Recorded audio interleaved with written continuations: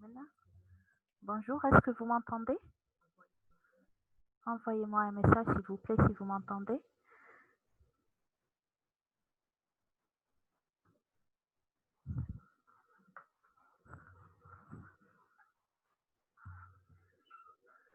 Alors bonjour à tous. Donc le son est bon, ça va?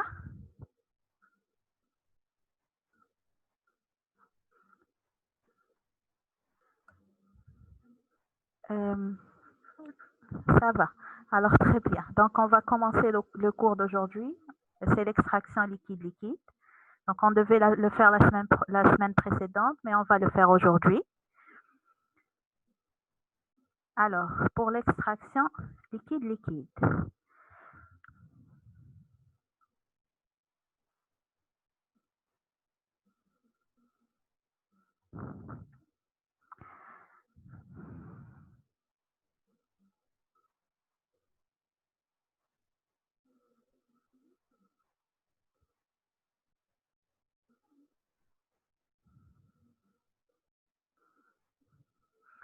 Alors, pour introduire le cours, il faut savoir que les méthodes d'extraction utilisées en analyse immédiate, donc c'est une méthode pour l'extraction liquide-liquide est une méthode d'extraction, c'est une méthode utilisée en analyse immédiate. L'intérêt, on l'a vu, l'analyse immédiate, l'intérêt c'est d'essayer de séparer un mélange homogène. Donc c'est d'extraire, en fait, l'objectif principal c'est d'extraire un soluté présent dans un mélange homogène.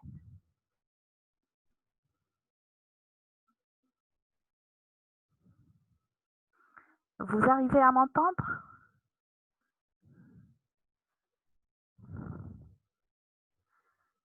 Le son n'est pas clair? C'est pas clair pour tout le monde?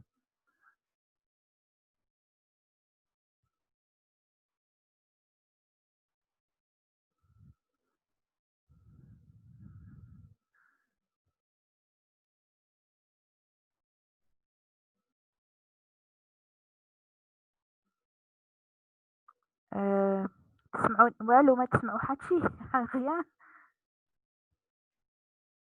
Vous n'entendez rien s'il vous plaît? Ça va, parce que je suis très près du micro, Haka. Très bien, alors je continue, hein, très bien. Donc les méthodes d'extraction, c'est parmi les méthodes utilisées en analyse immédiate. Leur intérêt principal, c'est d'extraire un soluté présent dans un mélange homogène. أنا شفنا وش معناها un mélange homogène. On a vu. Un mélange homogène, كما قلنا la fois précédente. Voilà, j'ai éloigné un peu le micro. Ça va mieux?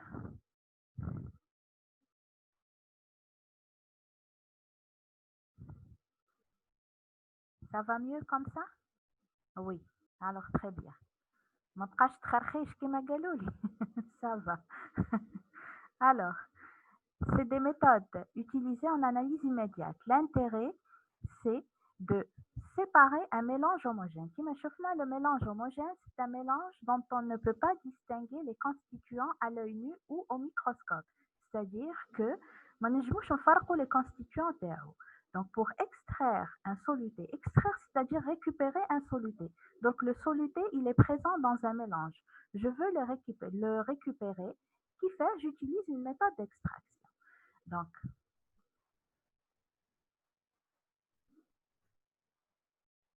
alors, donc le principe, c'est quoi? C'est le transfert d'un soluté présent dans une phase A à une phase B. c'est-à-dire que le soluté qui m'intéresse se trouve initialement dans une première phase, la phase A. Pour le récupérer, je vais ajouter une phase B. C'est le principe général. Donc, il y a deux conditions. La première condition, c'est que la phase A et la phase A et B, les deux phases, doivent être non miscibles. Donc, tu pas non miscible. Non miscible, c'est deux phases qui ne se mélangent pas. C'est non miscible. Donc, les deux phases doivent ne pas se mélanger, mais les La deuxième condition, c'est que le soluté doit avoir une affinité pour la phase B supérieure à son affinité pour la phase A.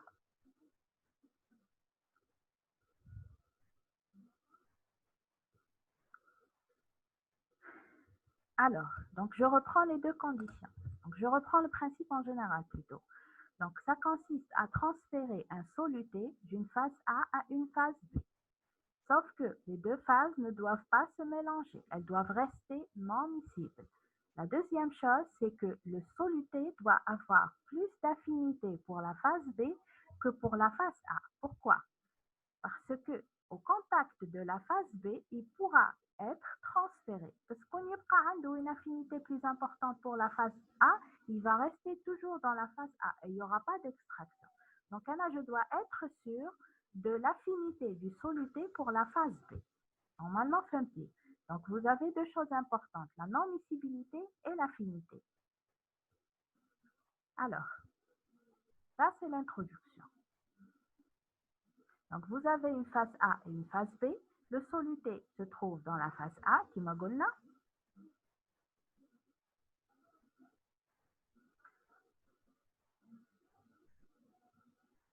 Alors, soit la phase A et la phase B. La phase A est un solide ou la phase B est un liquide. Dans ce cas-là, on parle d'extraction solide-liquide. Lorsque maintenant, la phase A et la phase B, ce sont tous les deux des liquides, liquide-liquide. Donc, on parle d'extraction liquide-liquide et c'est l'objectif de notre cours.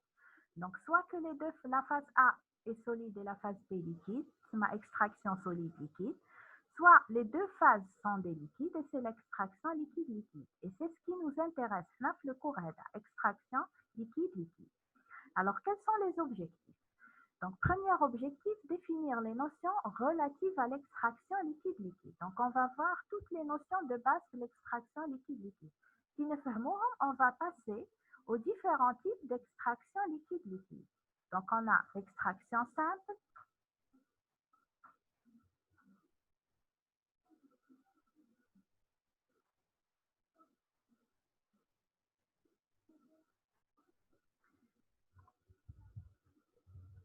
Alors, ça va mieux comme ça? On me dit toujours on m'entend pas. Ça va mieux? Ça va mieux? Oui? Donc, je répète à partir de quand? Normalement, les objectifs, ça n'est pas. Alors, le premier objectif, c'est définir les notions relatives à l'extraction liquide-liquide. Deuxièmement, donc, بعد ما نعرفوا les notions, on va classer les différents types d'extraction liquide-liquide. Alors, qui تشوفوا E, L, L.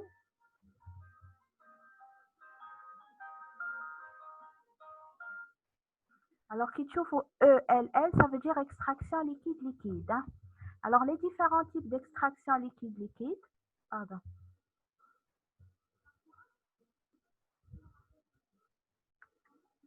L'extraction liquide-liquide, on a trois types. On a la simple, la répétée et à contre-courant. On a trois types d'extraction liquide-liquide. On les verra en détail les prochaines séances.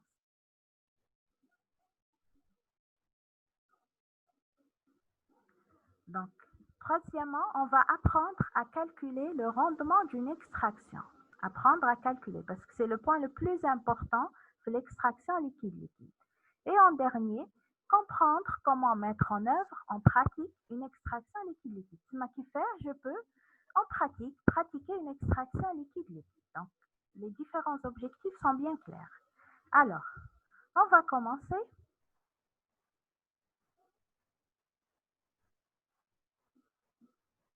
par les généralités sur l'extraction liquide-liquide. Ça va nous permettre de nous habituer avec les différentes notions de l'extraction liquide-liquide. Un schéma, c'est le schéma général d'une extraction liquide-liquide. Comment se fait en général une extraction? Donc vous avez ce qu'on appelle une ampoule à décanter. L'ampoule à décanter. Le liquide bleu, c'est la phase A, c'est-à-dire le solvant, plutôt le mélange dans lequel se trouve le soluté. C'est le mélange qu'on doit extraire, dans lequel se trouve le soluté à extraire. Donc, ajoutez, le bécher, vous avez un solvant en jaune. C'est la phase B. Donc, la phase B et la phase A doivent être non miscibles. Elles doivent ne pas se mélanger. Donc, on va ajouter la phase B à la phase A. Deuxième phase, deuxième étape, vous avez une agitation de l'ampoule à décanter. À quoi sert l'agitation? L'agitation sert à mettre en contact le soluté A avec la phase B. C'est-à-dire le soluté A, le soluté plutôt, qui se trouve dans la phase A. Pour le mettre en contact avec la phase B, on doit mélanger. Donc, on assure une grande surface de contact. Je fais voilà les conditions. Une des conditions, c'est que le soluté doit avoir plus d'affinité pour la phase B. Donc, dès qu'il se trouve en contact avec la phase B, il va se déplacer. Il va quitter la phase A et passer vers la phase B au fur et à mesure de l'agitation. Ensuite, qu'est-ce qu'on va faire? La phase 3, la troisième, on va décanter. Décanter, c'est-à-dire on va laisser reposer. Décanter. Donc, les deux phases ne se mélangent pas. معناها عندهم des densités différentes. Si je les laisse reposer, donc les deux phases vont se séparer. La plus lourde va descendre en bas, la plus légère تطلع من الفوق. La plus légère تطلع من الفوق. Donc là, vous avez, après décantation, vous pouvez récupérer chacune des phases séparément. Donc, la 4, comme tu vois, on le robinet. Donc, je récupère la première phase, la phase en bleu, c'est-à-dire la phase A, et la phase jaune, qui est la phase B.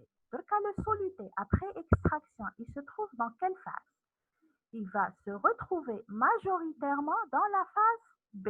Après extraction, il est passé de la phase A à la phase B. C'est le procédé général d'une extraction. Donc, une extraction peut se faire en un ou plusieurs étages. Alors, qu'est-ce qu'un étage? Un étage correspond à une agitation et une décantation. Donc, je répète, un étage, agitation, décantation. Donc, c'est l'étape 2 et l'étape 3. C'est un étage. Tout ça, c'est un étage. Lorsque je le fais, je peux le faire une seule fois. Extraction simple.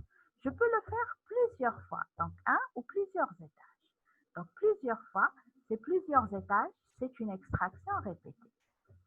Donc, j'espère que cette première notion est claire.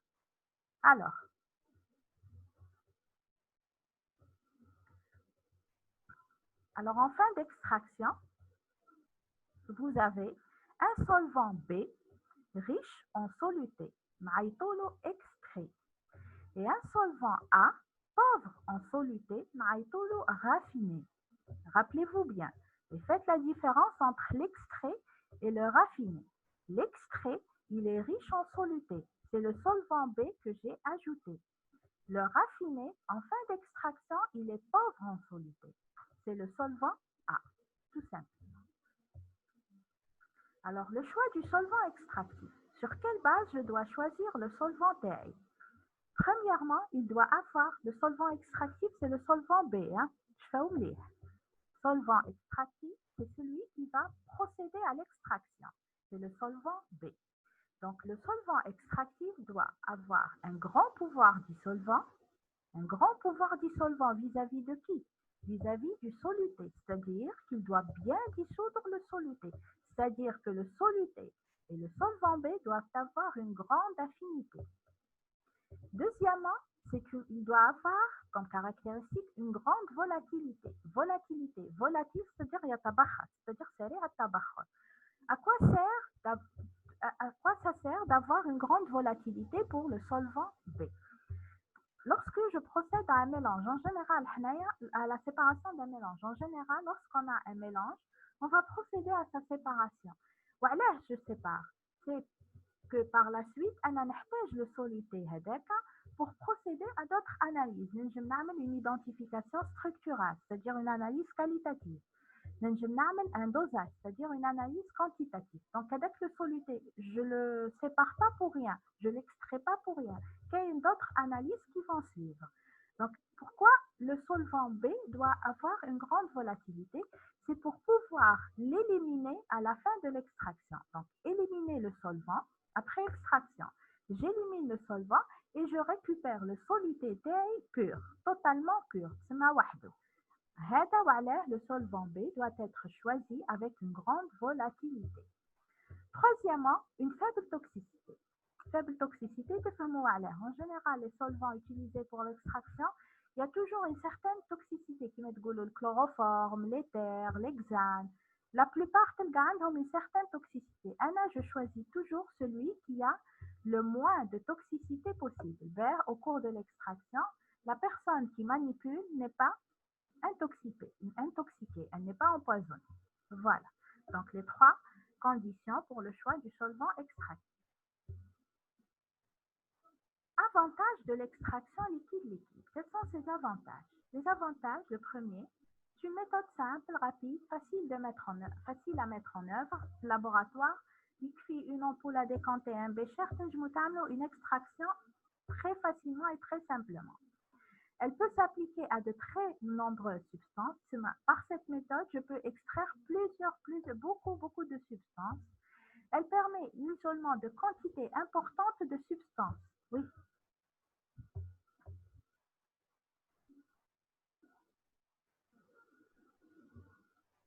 Alors, elle permet l'isolement de quantités importantes de substances, même à l'état de trace. Même à l'état de trace.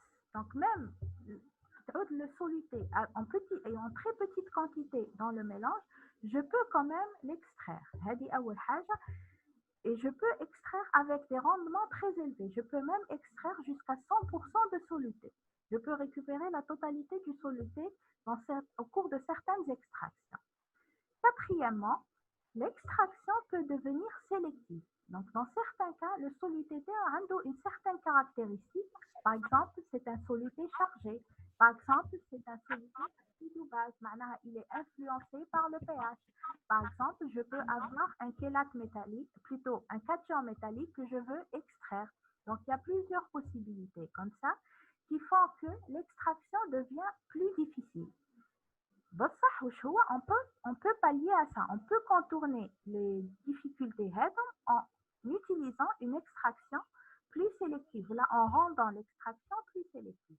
On peut choisir le solvant extractif, on peut faire varier le pH lorsqu'il s'agit d'un acide ou d'une base, on peut procéder à la formation de chélates métalliques, c'est-à-dire de complexes lorsqu'il s'agit de cations métalliques, ou bien lorsque le composé il est chargé, on peut former une paire d'ions. Donc, le dernier point, on va le voir au cours du dernier cours, application de l'extraction liquide-liquide. Puis, on va voir les différentes conditions, donc choix du solvant, variation du pH, etc.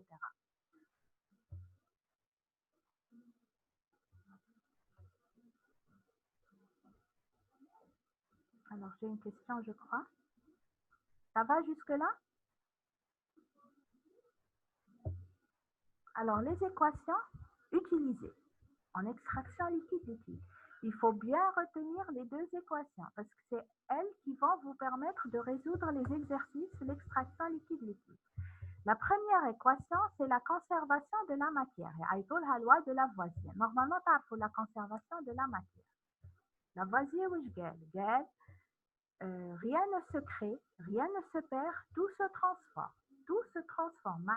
Ce que je mets au départ, je le retrouve à la fin. C'est-à-dire que si je mets 1 gramme au début d'une réaction chimique, à la fin, je dois retrouver le 1 gramme. D'accord? Donc, résumé par rapport à l'extraction, la somme des entrants est égale à la somme des sortants. C'est-à-dire que le mélange initial, le soluté se trouve à la quantité du soluté dans la phase A, c'est 1 gramme. À la fin, je vais avoir une partie du soluté, la phase B, l'extrait, et une partie du soluté, la phase A, dans le raffiné. Par exemple, je vais avoir 8 grammes dans l'extrait. J'ai pu extraire 8 grammes de soluté. Logiquement, la phase. Initialement, j'avais 10. J'ai pu extraire 8. 2. Donc 2 et 8, ça fait 10. Donc la somme des entrants est égale à la somme des sortants. Normalement, la conservation de la matière, elle est bien claire. Deuxième équation, c'est l'équilibre entre les deux phases. Équilibre entre les deux phases, c'est la loi de Berthelot-Jenfleisch. Elle exprime l'affinité du soluté pour la phase B, plus que pour la phase A. Je fais oublier. Le soluté, il a plus d'affinité pour le solvant B que pour le solvant A. Comment exprimer l'affinité? Grâce au coefficient de partage. C'est le rapport des concentrations entre les deux phases. On va le voir en détail après. Rapport des concentrations entre les deux phases.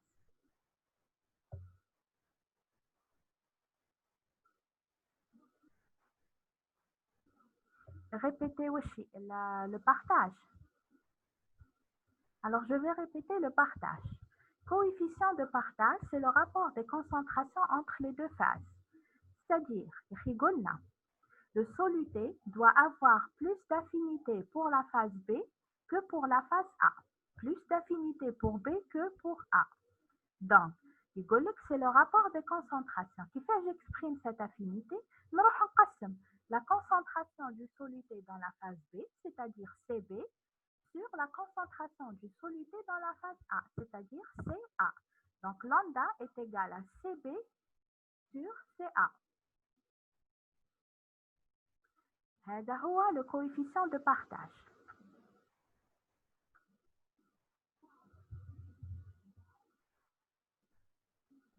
Alors, vous avez les deux équations. Quantité totale, conservation de la matière. Quantité totale, c'est la quantité dans l'extrait plus la quantité dans le raffiné.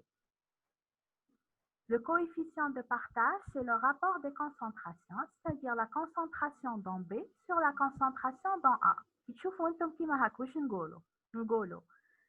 Plus l'affinité, le soluté doit avoir plus d'affinité pour le B que pour le A. C'est-à-dire que la concentration CB doit être augmentée. La concentration CA doit être diminuée. Quand je dis CB augmente, lambda augmente. Donc, plus le coefficient de partage est élevé, plus l'affinité du soluté pour la phase B est importante. Qui fait on choisit le solvant terne pour des lambda très élevés. Alors, notion de partage et de distribution. Donc, je vais détailler le coefficient de partage. نرجع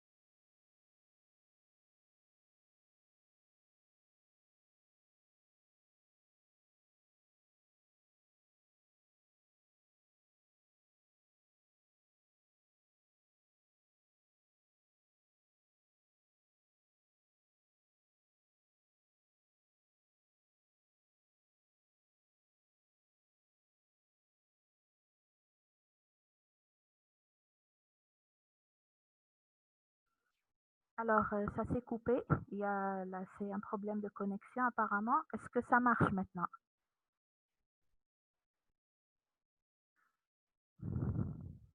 Ça va? Je peux reprendre? Je peux continuer? Très bien. Alors, donc on reprend la diapositive, tu as la notion de partage et de distribution. Donc là, on va bien détailler le coefficient de partage. Donc, là, la relation. Vous avez lambda est égal à SB sur SA et c'est égal à CB sur CA. Et rigolna, lambda, le coefficient de partage, c'est la concentration du soluté dans la phase B sur la concentration du soluté dans la phase A. CB sur CA. Donc, on peut, si par exemple, là, les concentrations du soluté dans B et A. Il y a une autre notion qui va permettre de calculer le coefficient de partage. S, c'est la solubilité. Je vais dire le cours de la précipitation. D'accord? Donc, SB, c'est la solubilité. Donc, si je ne peux pas connaître les concentrations, j'utilise la notion de solubilité. En général, la solubilité, qui fait le cours de la précipitation, la solubilité, on peut la calculer à partir du produit de solubilité, à partir de Ks. Ks, نجبدو la solubilité. Ks étant une constante, c'est une donnée. Maintenant, je نحسب la solubilité et je peux calculer de cette manière le coefficient de partage au lieu d'utiliser les concentrations. Donc, lambda est égal à SB sur SA. Alors, le coefficient de partage, lambda, c'est une constante pour une substance donnée, pour un couple de solvants et à une température donnée. Je fais les trois conditions. Une substance donnée. Pour un soluté, lambda est constant. Lorsque le couple de solvants est le même et à une température donnée, c'est-à-dire que quand tu te les conditions, soit la substance, soit l'un des deux solvants, ou les deux solvants, soit la température, lambda va changer. Sinon, lambda, c'est une constante. Alors, d'après l'équation, lambda ne dépend pas des volumes de solvant. Il est indépendant des volumes. Donc, lambda ne dépend pas des volumes de solvant. Il est indépendant de des volumes de solvant. Je fais la remarque. On va voir après pourquoi j'ai dit lambda ne dépend pas des volumes de solvant. OK? Alors, on a une autre notion. La notion de partage. C'est la notion de taux de distribution. Le taux de distribution, il exprime, qui a le coefficient de partage, le taux de distribution exprime l'affinité du soluté pour les deux solvants. Le taux de distribution, coefficient de partage, c'est la même chose. Ils expriment l'affinité du soluté pour la phase B qui doit être supérieure à son affinité pour la phase A. C'est la même chose. La différence, c'est lorsque le soluté existe sous différentes formes. Il y a plusieurs formes de soluté dans les deux solvants. Là, on va utiliser la notion de taux de distribution. شوفوا هاي la relation. نعطيكم un exemple بعد نرجعوا la relation. Exemple, extraction de l'iode à partir d'une solution aqueuse. L'iode, I2. L'iode, il est insoluble dans l'eau. Sous forme de I2, il est insoluble dans l'eau. Donc, pour préparer une solution d'iode, nous avons le I2, nous avons le I-. Normalement, شفتوها في الcours تاع les réactions d'oxydoréduction في l'iodométrie. Normalement, vous avez vu ça. أنا قاعدة أفهم فيكم في la différence entre taux de distribution et lambda. Hein. Alors, I2 est insoluble à l'état, dans cet état, il est insoluble dans l'eau. Donc, pour le faire solubiliser, on va ajouter I-. Donc, I2 et I-, مع بعضهم, ils forment le complexe نعيطولو péri-iodure. L'affinité, c'est قال لك وش هي l'affinité. L'affinité, c'est كيما تقول une personne a de l'affinité pour une autre personne. معناها عندهم des points communs. معناها ils peuvent devenir amis. هذه هي وش معناها affinité. معناها بالدرجة تاعنا يحبوا بعضهم. هذه وش معناها affinité. Normalement, c'est clair comme ça. ما عنديش explication واحدة أخرى.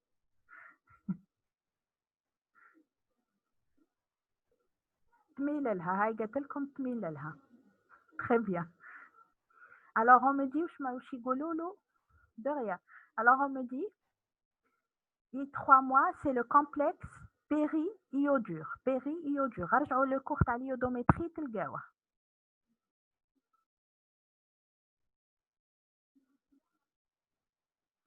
Alors, I2 plus I- يعطينا péri-iodure. Péri-iodure, هذا, il est soluble dans l'eau. Donc, je dissous le I2 sous forme de I3-. C'est clair? Donc, je veux extraire le I2. Sauf que l'iode se trouve sur 3 formes.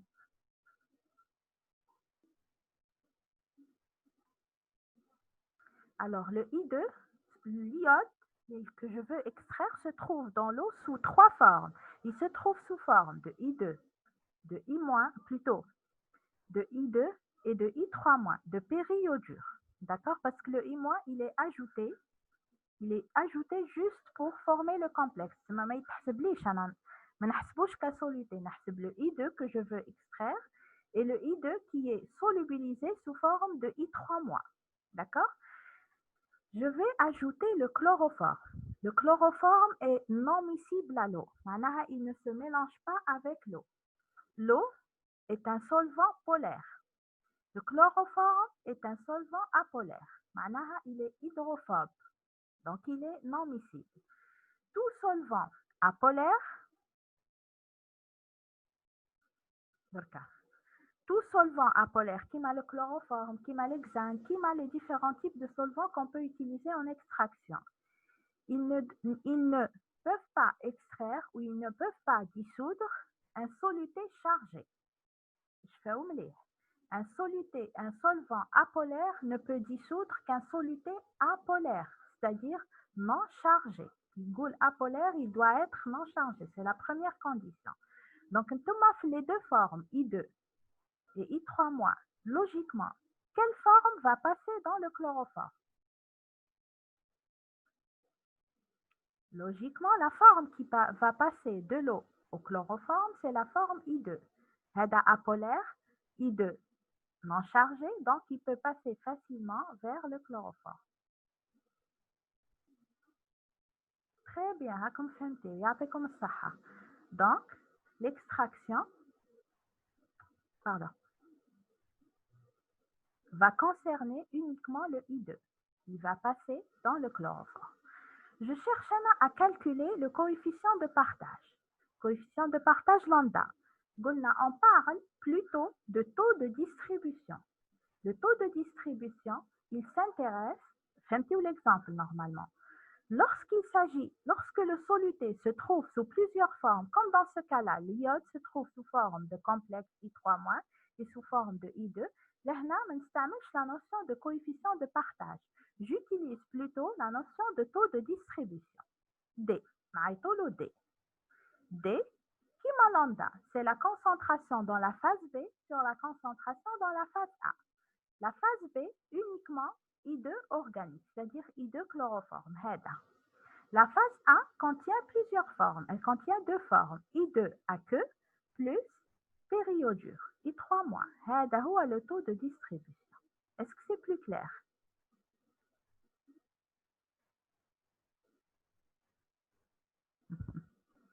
Alors pourquoi, on me dit pourquoi ajouter I-?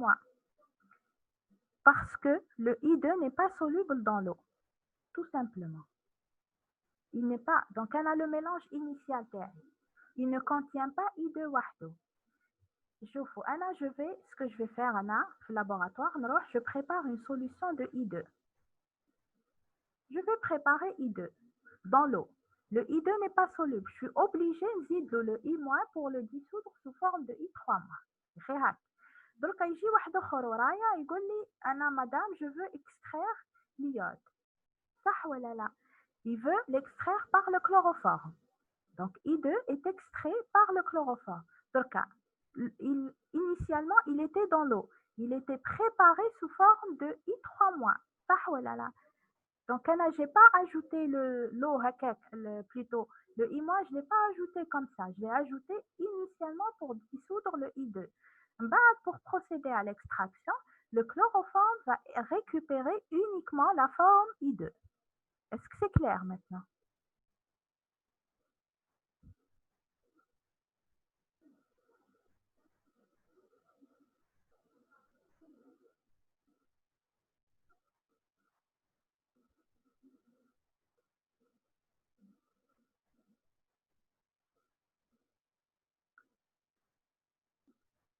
Alors, je vais reprendre. Donc, j'ai fini avec l'exemple. Marja, la notion initiale de taux, la définition initiale du taux de distribution. L'équation, le taux de distribution, il est égal à... Attendez, je crois que j'ai des questions. Admettre, bon, conversation. C'est bon, c'est clair?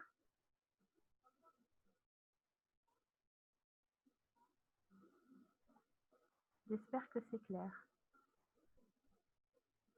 Alors, D, c'est le taux de distribution. Il est égal à la somme des concentrations dans B sur la somme des concentrations dans A. C'est-à-dire qu'il le taux de distribution. Quelles sont les différentes formes qui se trouvent dans la phase B. بعد ندير المجموع تاعهم la somme تاعهم. بعد نروح la phase A.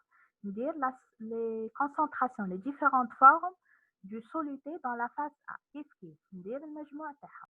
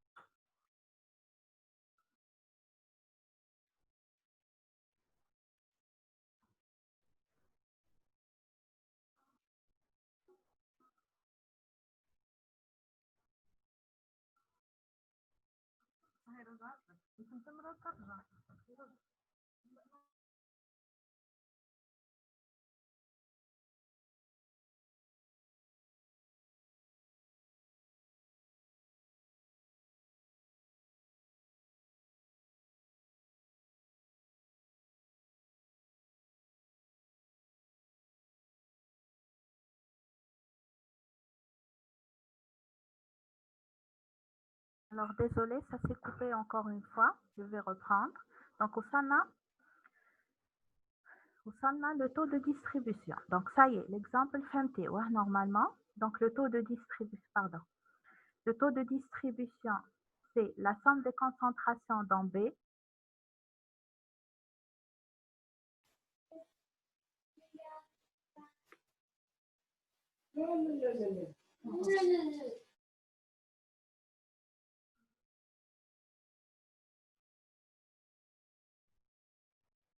La diapo. Et ça se coupe parce que c'est la connexion.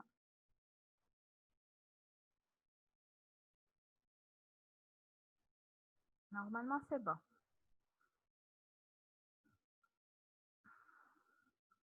Alors, si dans les deux phases, le soluté se trouve sous une seule forme, une seule et même forme, alors D est égal à lambda. Donc, qui dirait le soluté il se trouve sous une seule forme, la notion اللي كانت قبل اللي هي le coefficient de partage, تولي لنا D elle est égale à lambda.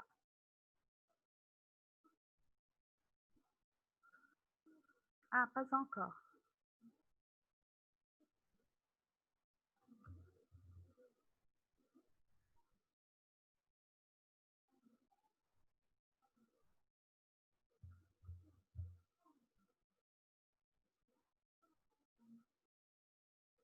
Pas de diapo. Je vais repartager.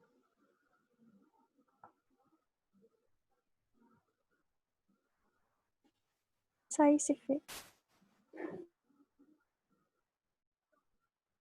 C'est bon? Très bien.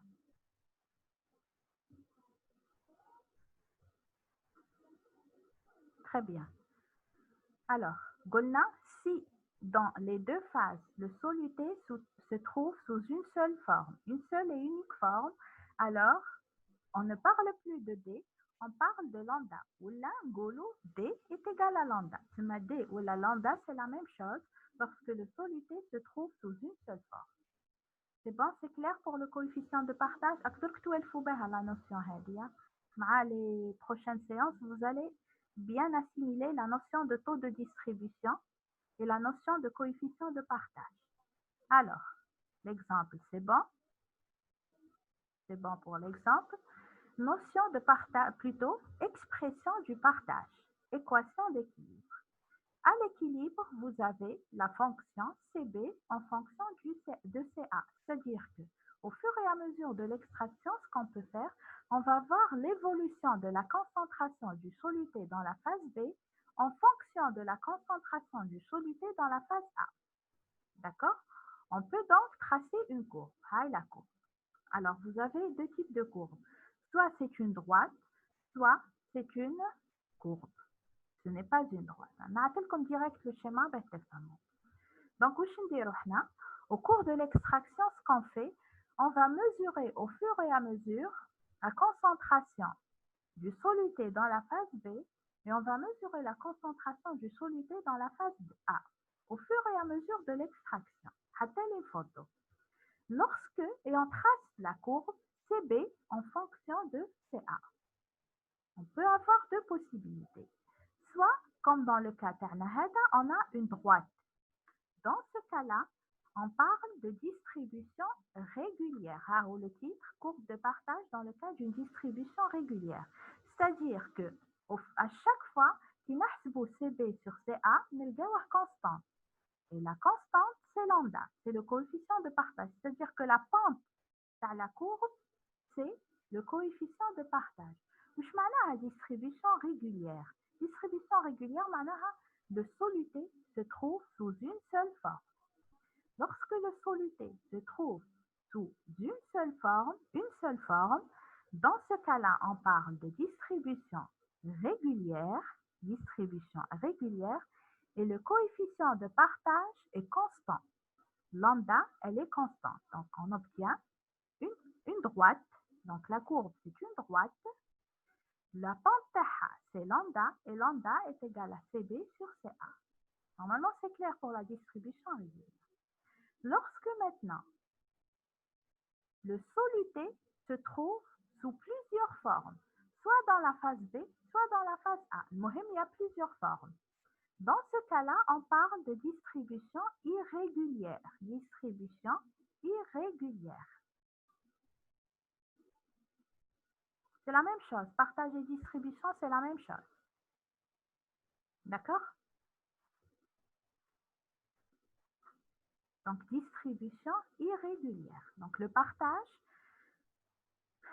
معناها le soluté se trouve sous plusieurs formes. Dans ce cas-là, كيما هضرنا بكري ما نهضروش على le taux de distribution, ما نهضروش على le coefficient de partage, on parle plutôt de taux de distribution. C'est la notion la plus correcte. D'accord? Pour la notion de partage et de distribution.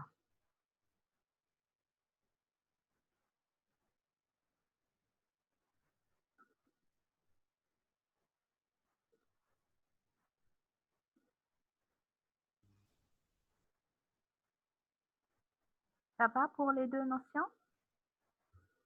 Heidi, ما نرجعوا لها. La solubilité, c'est la concentration maximale. Pardon.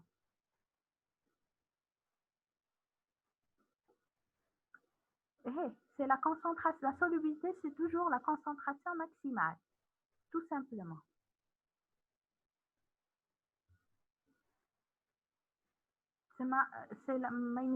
Le soluté ne peut pas dépasser la solubilité. Il ne peut pas dépasser la concentration maximale qui peut être atteinte en solution. Il y a la solubilité. Voilà. C'est pas lambda. Lambda est toujours une constante. Je fais oublier. Lambda qui est le coefficient de partage. Il ne dépend que du soluté, des deux solvants et de la température. C'est toujours une constante. C'est le taux de distribution qui va varier. C'est le taux de distribution qui n'est pas constant. C'est D qui n'est pas constant. C'est pas lambda. Jamais.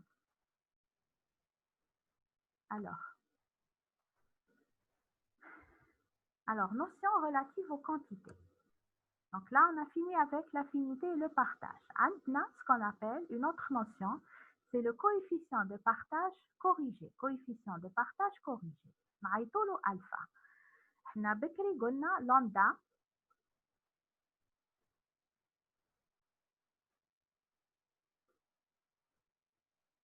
Alors, on me dit distribution irrégulière, D est égal à quoi? D, comme je dis, D, c'est la somme des concentrations dans B sur la somme des concentrations dans A. Normalement, c'est clair. On a la relation. Alors, on me dit la distribution régulière. La distribution régulière, on obtient une droite, c'est-à-dire que le soluté se trouve sous une seule forme. Et là, on parle de coefficient de partage lambda. Et la courbe CB en fonction de CA, c'est une droite. Normalement, c'est clair. Alors, نرجع le coefficient de partage corrigé. Alpha est égal à QB sur QA. قلنا lambda, c'est la concentration CB sur CA. C'est le rapport des concentrations. Alpha, c'est le rapport des quantités QB sur QA. QB étant égal à CB fois VB, plutôt QA, c'est CA fois VA. كي نهزها أنا هك, هذه la partie CB sur CA, هي بعد lambda. Donc le coefficient de partage corrigé, c'est lambda fois VB sur VA. Voilà. قلنا بكري, lambda ne dépend pas des volumes. Par contre, alpha, qui est le coefficient de partage corrigé, dépend des rapports de volume. Il dépend du volume VB utilisé et du volume du solvant initial. D'accord?